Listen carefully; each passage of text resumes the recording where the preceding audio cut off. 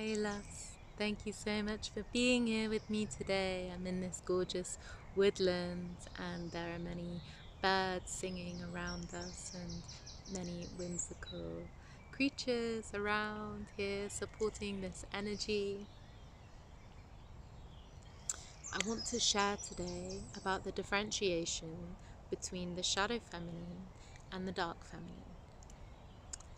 The shadow feminine is one who is still operating unconsciously without being able to see outside of their own wounded projections. And this is the reality that they will create through the lens of the victim, through the lens of a damsel in distress. Someone who is not safe in their body, somebody who's not connected to their intuition, and this will look like somebody who manipulates, because manipulation comes from somebody that has not yet learned to express vulnerability, to be vulnerable.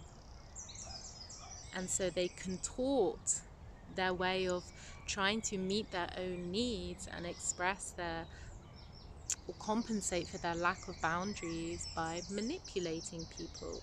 And so this isn't a sinister thing necessarily, it's just the only way that somebody has learned how to protect themselves, and fundamentally that is what most manipulation is, a form of protection. And so it can also look like somebody who self-sabotages. They are not able to surrender into their feminine and trust because they feel the need to control their outcomes. And then we have the dark feminine.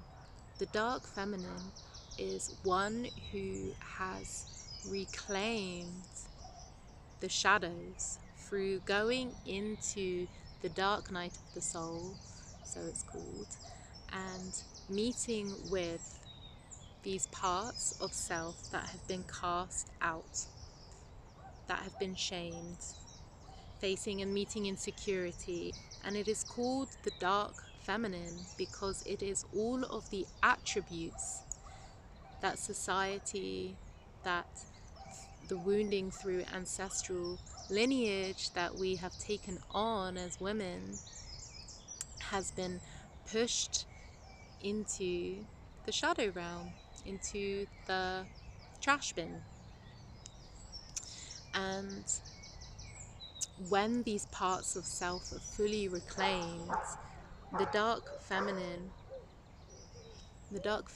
is not bad, she is not evil. She recognizes through meeting her own darkness, through meeting her own shadow, that she can hold and be in her light feminine, and she can equally hold her own darkness, and she can see the darkness in others because she has faced the darkness in herself. And that in itself wields a power, it wields a magnetism. And so the dark feminine, the femme fatale, the siren, all of these kind of archetypes or female characters of the dark feminine, they cannot be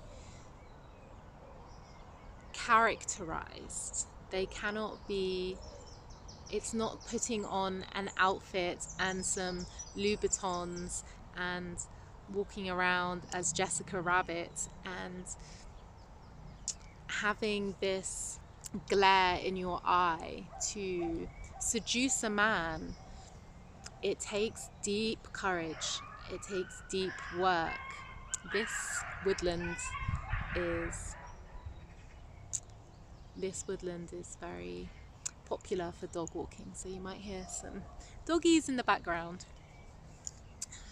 And it takes deep soul excavation to reclaim these parts of self that have been repressed by society and by a system for thousands of years, and to meet these parts of yourself, to claim them and to release shame, insecurity, There is no need to pretend or perform or to act a certain way, because somebody that embodies, truly embodies the dark feminine, they are also the light feminine. This is the full spectrum of the feminine that can never be fully encompassed.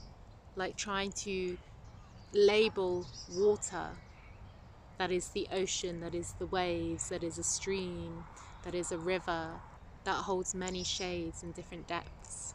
This is an ongoing journey with the feminine. Of course, there will still be parts of the awakened feminine that holds wounding. There is nobody that is perfect. That is why we're here on earth, is to go through this human experience of unlearning and reclaiming and deepening our knowing, deepening and remembering ourselves. So you have the divine that is always there, and the wounds lay on top of this like a veil of what is not true, and we are slowly unpicking the threads of this veil, allowing it to come undone to reveal the pure essence of light that is existing underneath this, that is infinite.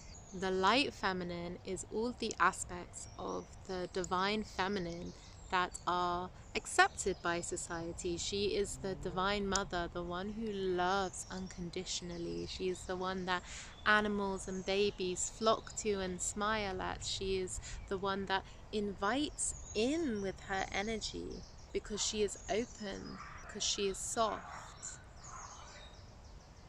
I wonder if you guys can hear that in the background. There's some dogs that aren't getting along.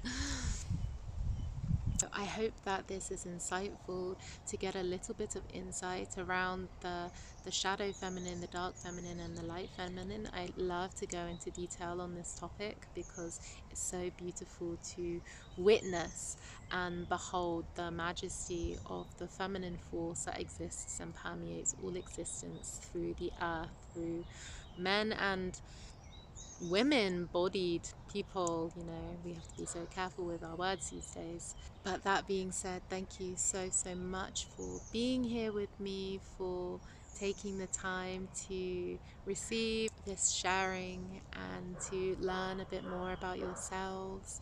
And if you found this helpful, if you found this informative, then please like and subscribe. My name is Pim. If this is your first time here on this channel, I am a Reiki master. I teach Tantra yoga. I also facilitate somatic dance, and I am a natural textiles artist. I have a clothing business called Woven Sage, which you can find on Instagram, and I'll keep the link in the bio underneath for you to check out. And thank you so much. Have a blessed day. Take care of yourself. Connect with Mother Earth. Connect with your own heart.